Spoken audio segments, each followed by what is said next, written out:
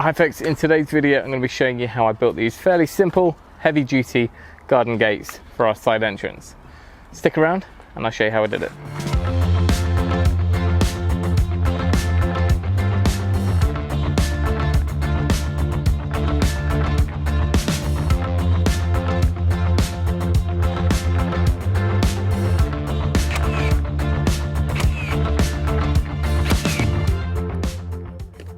Now my local sawmill is also a really top-end gate manufacturer, and they've got some decent gates and at a good price. However, they're all mortise and tenon, and if I start cutting down the width of those, then I'm going to weaken the structure of the gate. So what I'm going to do is make my own, which of course is somewhat more fun and cheaper as well. So I've got some rough sawn timber. This is just like fencing type timber. But perfectly adequate, treated, and that's exactly what we need. And we want it to kind of match in with those feather edge panels over there. We don't want it to be too polished and plain. You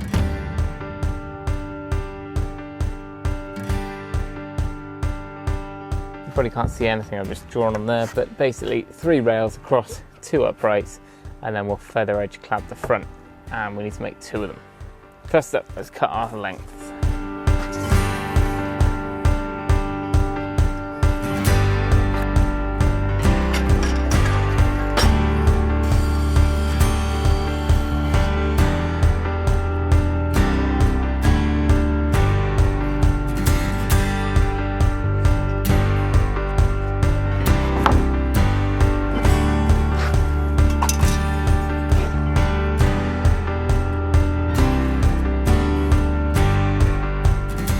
Next up, we need to make our 3 rails. Now each of those can be the overall width. Because we're doing half laps, we don't have to account for any width of timber. We can literally just cut to the width of the door.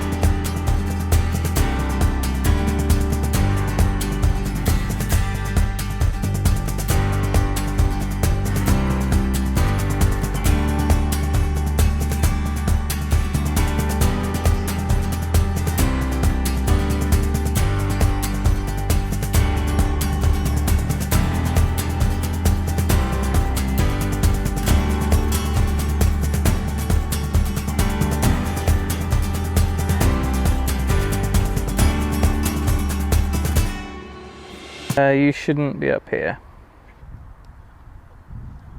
Right, so we've already got our half laps on our rails, as you can see there, so we need to replicate that on our uprights. And in order to do that, same thing, I'm going to use it on the miter saw with our depth set to cut down halfway through the timber. Another option is to set the depth of your plate, the base, on your circular saw, if you've got one, and that way you can just do your curve cuts through in the same sort of way. Just as easy really, perhaps a little bit more of a rough way of doing it, and of course you could do it by hand as well and chisel it flat. Another thing that can be done is if you clamp everything really nice and tight, like I did with the oak frame, you can actually cut through several at the same time.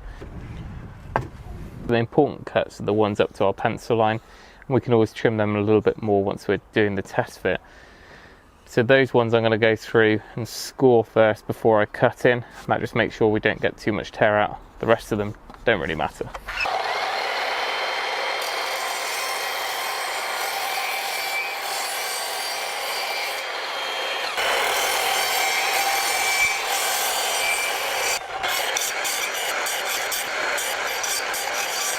Once we're at a point that we've got most of our rough cuts done, you can go every 5 to 10 mil, I guess.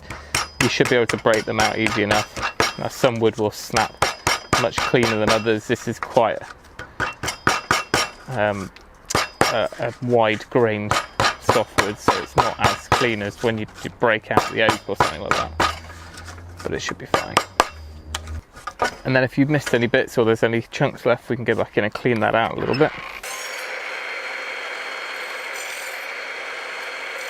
When you get to this point, the safest thing to do is to clean it up with a plane or a chisel. If you're using a miter saw like this, you do have the option to just skim the blade left to right out. It's probably frowned upon, and it's probably a little bit more of a more risky way to go. But if you've got the well supported timber and you're only sliding it in one way away from your hand, then it can be a good way to do it, and certainly a lot quicker.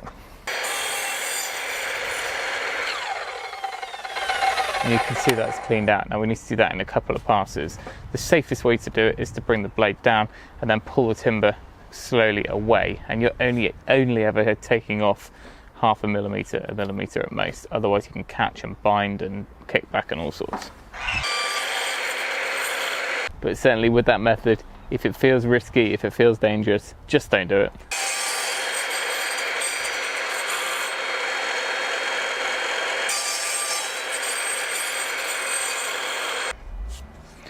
And there we go, that's nice and clean. We can go ahead and test fit that. This is our top section.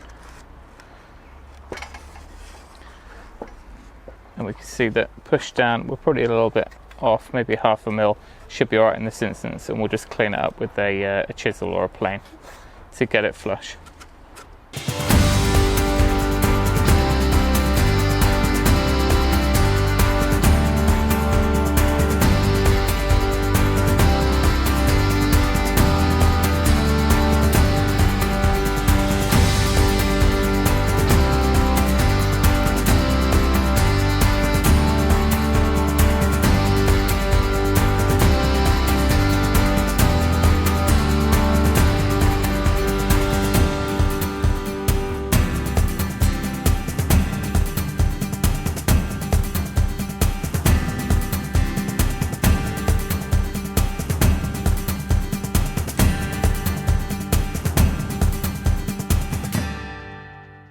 Now, one thing worth mentioning at this point is that because this is treated timber that we're using, our cut parts are exposed. We've kind of cut through the treated layer to bare timber. So ideally you'd want to treat that before we do any joinery. The only thing is I'm going to be using an external wood glue now, and I'm not sure how that would react or how long I'd have to wait if I was going to soak this in a sealant. So what I'm going to do is glue it up. We're going to be treating all these fences in the future anyway, and this is a fairly protected join, bearing in mind that we've got the cladding to go over anyway. So I'm going to get on and glue these up.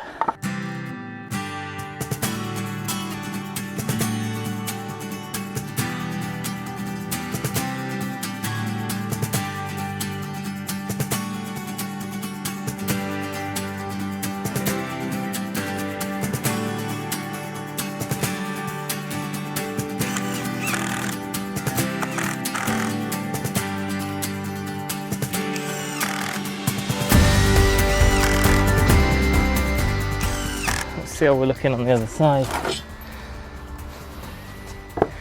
Just the nature of those half flaps is so strong you could almost get away without the braces, but we will do it. Yeah, it's looking good.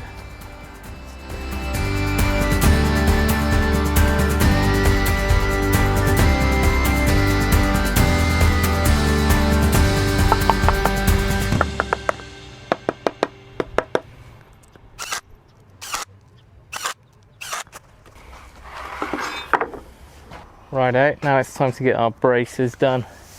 Now these are the diagonal strengthening bits that stop the gate from racking, so they're quite important components. What I've done is I've cut these down slightly oversized, slightly beyond our corner to corner measurement. This way, rather than trying to work out fancy angles, we can just scribe it from the top to the bottom by just laying it under. And providing it goes beyond slightly, that's all you need. I'm just making it so the center of our brace intersects this corner. So I'm just going to get a really sharp pencil and just mark in.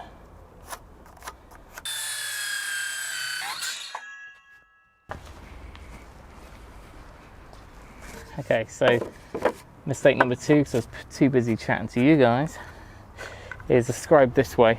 which is fine. However,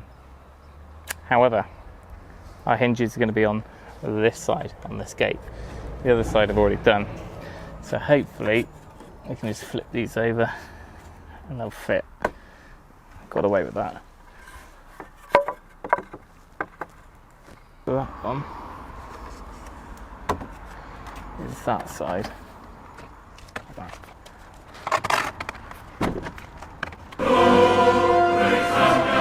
Okay, finally worked out what I'm doing. So our hinge sides are on the outside here. This is the inside of it. So that's why I was trying to flush everything up on this side. All the screws will be on the back here and they'll be covered with the feather edge. Time to clad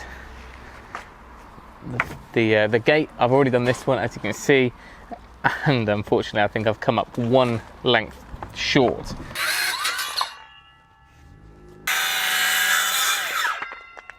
Right, we're ready for our cladding now. What you saw me do just then is just take off the additional, remember we set our rails back. I've now decided that once I've got my feather edge on there, I'm going to have a nice capping piece to close off the top. These are 125 boards, so we've got 25mm overlap, just like standard fencing. I'm going to start from the hinge side across, but to match the other one, I'll turn my last board back. Right, when it comes to fixings, there's a few options.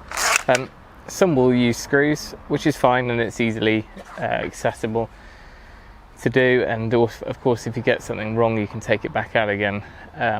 However, they stand out quite a bit more. A nail tends to blend in more, and also if you are going to use nails, just make sure you're using ring shank nails. They're going to hold better. Anyway, that's what we've got in here, but by hand is equally sufficient.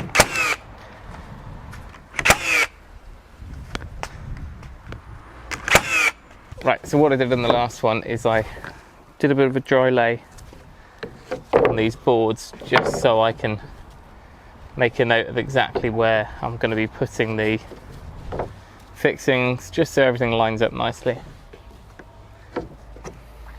But of course we're going to have a gap. I'll just flush them up because we're going to put that capping piece on top.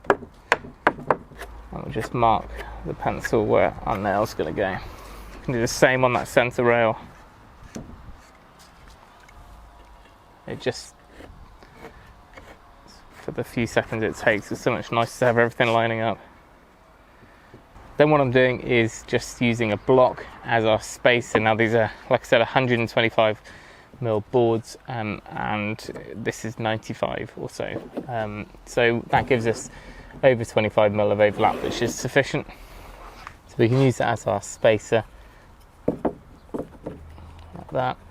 Making sure we're flush at the top there, and then our nail will go in here and it will penetrate through both bits there.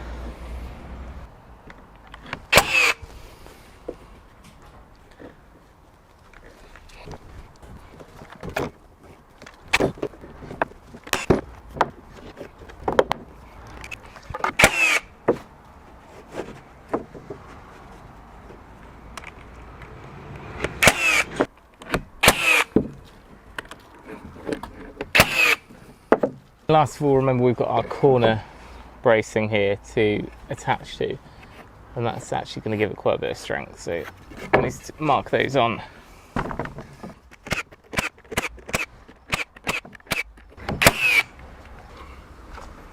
There we go. Minus our gap. We're pretty much there. Now these are pretty heavy gates, so we've got some big T-hinges. With the T-hinges you want to just make sure that they're at least half the width of the gate. But yeah, they should be fine. Now as far as costs, I may as well go through that. These gates were bespoke, so it's hard to compare directly, but the other gates were, I think, around £55–60 for one of their 900 wide gates, and they wouldn't have fit, so I would have had to buy that, either cut them down or make my own, which I've done here. Now my total bill for all the timber was £62, I think, and that was enough to build these two. a couple of lengths left over, and also enough for my picket gate, which I'll be building in another video for the veg patch. It is a bit of a saving. It's taken 3.5 hours to build both of them, so I'll leave it up to you to decide what you want to do if you need something similar. So there we go, the gates are done, all bar our final little strip of feather edge there. Now you're gonna have to hold on to the next video for me to get these fitted. There's a fair bit of work to do there because I'm going to need to cut out a bit of concrete wall that's left, get the new posts in, get some big heavy duty hinges and a nice secure lock fitted. So we'll see that in the next video. I'll leave a link to that one once it's ready and uploaded, but that's it. Thanks for watching. Remember, if you can, do it yourself, and we'll see you next time.